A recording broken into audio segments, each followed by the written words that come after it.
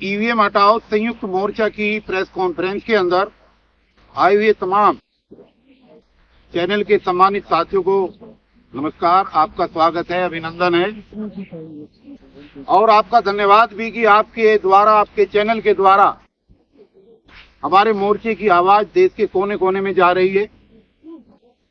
जनता सड़क पर आने के लिए आतुर हो रही है। कश्मीर से लेकर कन्याकुमारी तक जो हमने नंबर दिया था, वहां के समस्त सम्मानित नागरिक बहुत बड़ी तादाद के अंदर रोजाना उस मिस कॉल पर कॉल कर रहे हैं। प्रतिदिन का अगर आंकड़ा हम देखें तो 1 लाख से ज्यादा मिस कॉल प्रतिदिन आ रही है। वो मिस कॉल हमें ऊर्जा दे रही है, प्रेरणा दे रही है और देश की जनता इस मुद्दे का समर्थन कर रही है।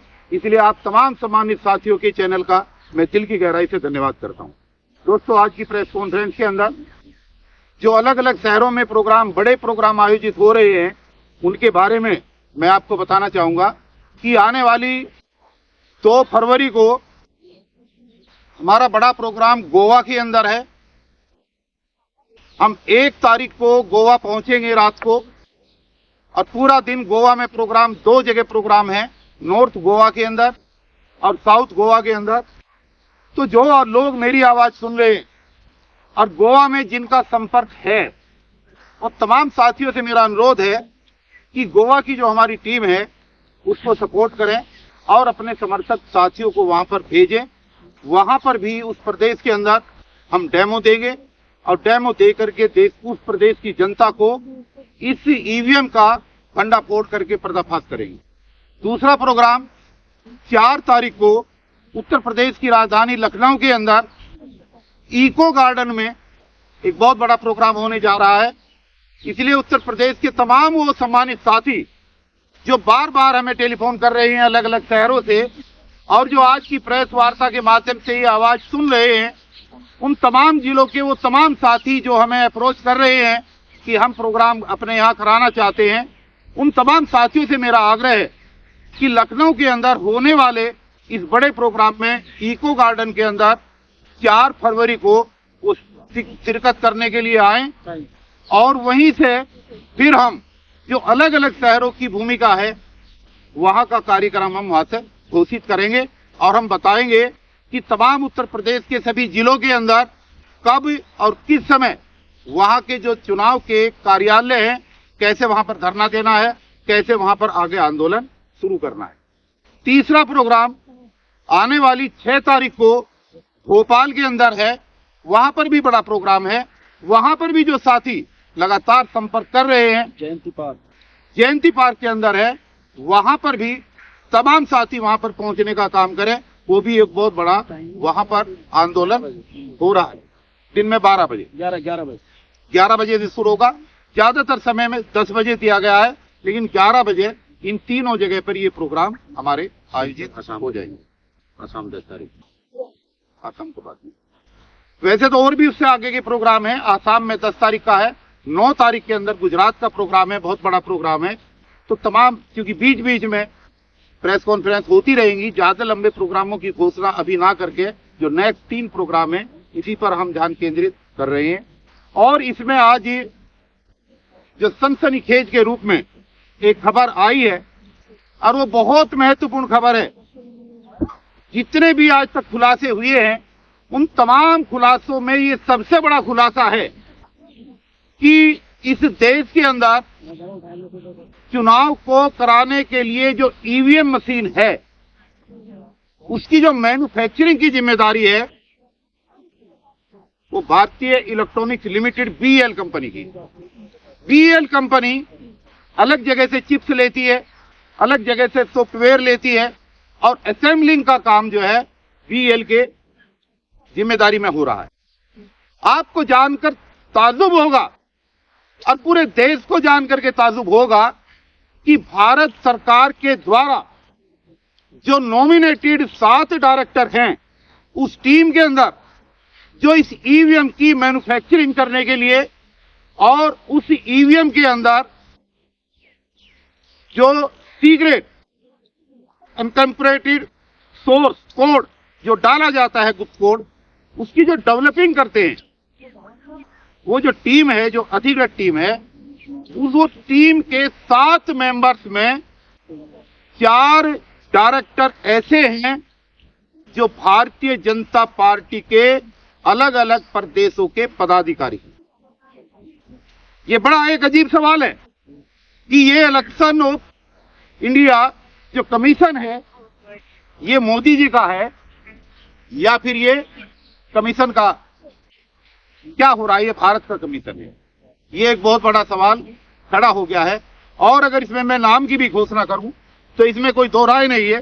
देखिए, जो 7 नाम है डायरेक्टर्स के, अभी कपिल जी आपको नाम बताएंगे और मैं उनके सारे फोटो भी दिखाता रहूंगा। देखिए, पहला नाम है डॉक्टर पार्था सारथी, और ये जो राष्ट्रीय ओबीसी मोर्चा है भारतीय जनता पार्टी का, उस मोर्चा के आप नेशनल सेक्रेटरी हैं। कितने बड़े पद पर बैठे हुए लोगों को इन्होंने डायरेक्टर बनाया हुआ है। दूसरा नाम है मनसुख भाई श्यामजी कचरिया, और ये एक बहुत बड़े उद्योगपति हैं। गुजरात के राजकोट के अंदर जो भारतीय जनता पार्टी की यूनिट है, ये भारतीय जनता पार्टी के डिस्ट्रिक्ट प्रेसिडेंट है। तो ये भी अपने आप में एक बहुत बड़ी चौंकाने वाली बात है।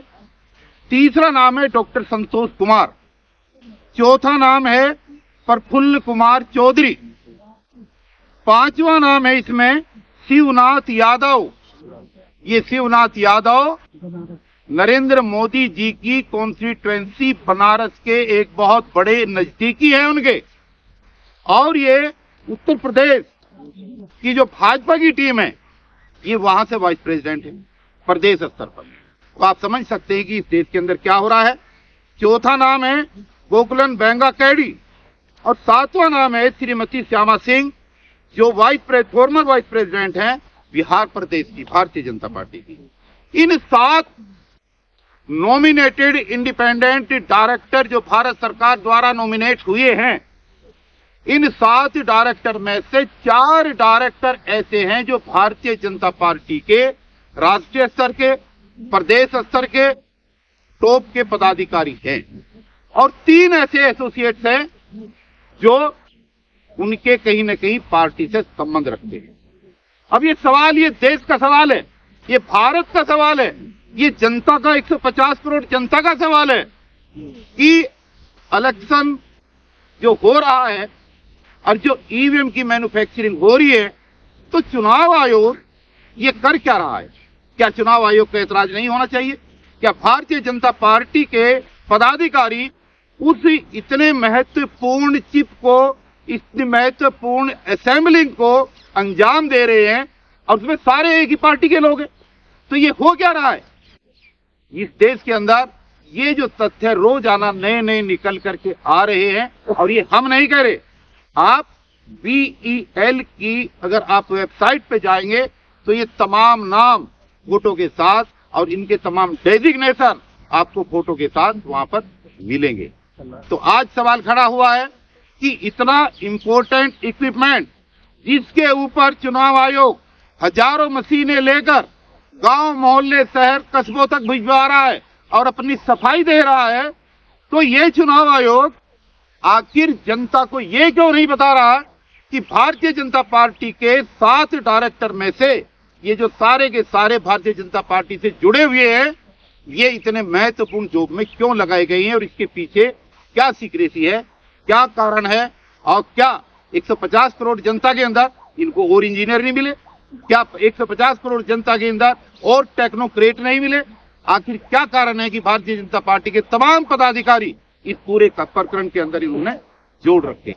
तो ये एक ऐसा खुलासा है कि जितने अब तक खुलासे हुए, ये डे बाय डे नई नई चीजें निकल करके आ रही है, और चुनाव आयोग के ऊपर ये प्रश्न चिन्ह लग रहा है कि आयोग को आप नहीं चला रहे।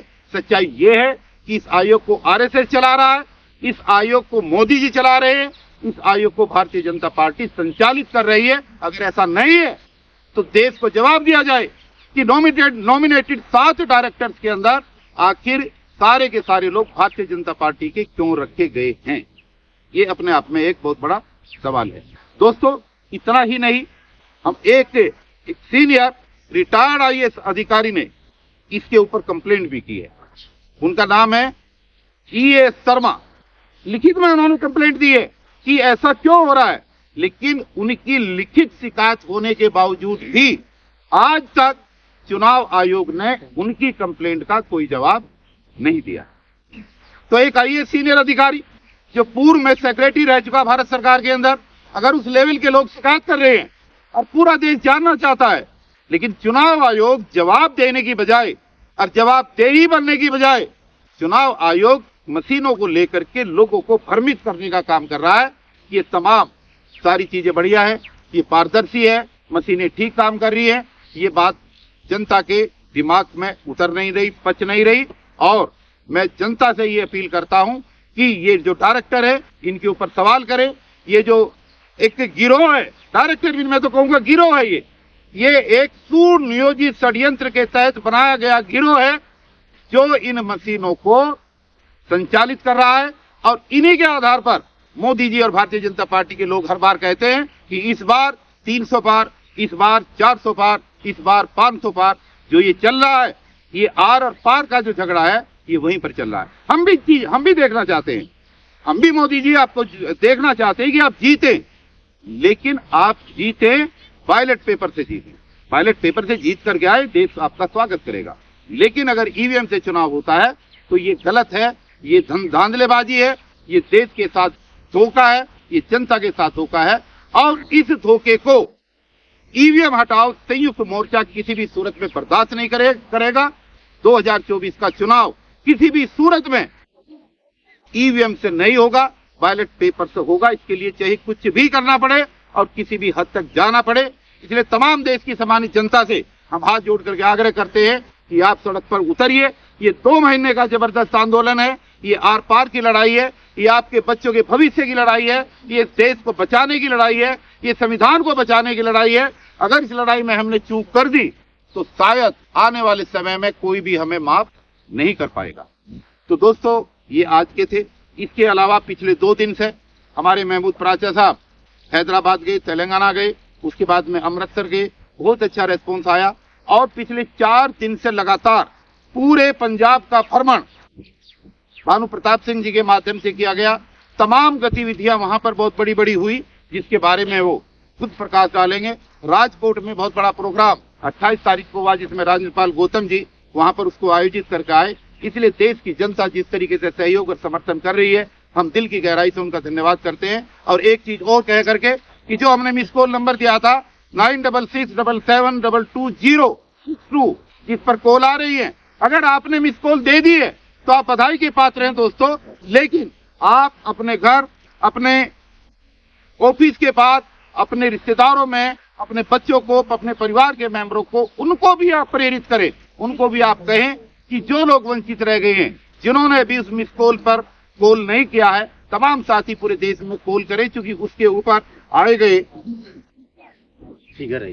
अच्छा, इसके ऊपर जो फिगर आ रही है, देखिए 6,91,736 इतनी कॉल अब तक हमें पूरे देश के कोने कोने से रिसीव हो चुकी है। 6,91,000 सीधे अप्रोक्सीमेटली 7 लाख अभी तक जो आ चुके हैं। और हम उम्मीद करते हैं कि ये डे बाय डे बढ़ेगा और ये बढ़ना चाहिए। तो हमारे साथी जहां जहां जिन प्रदेशों में गए हैं, वहां की क्या आउटपुट है उनके पास, वहां पर और इसके अलावा क्या चीजें हैं जिनको बताना जरूरी है और आगे का कार्यक्रम क्या होगा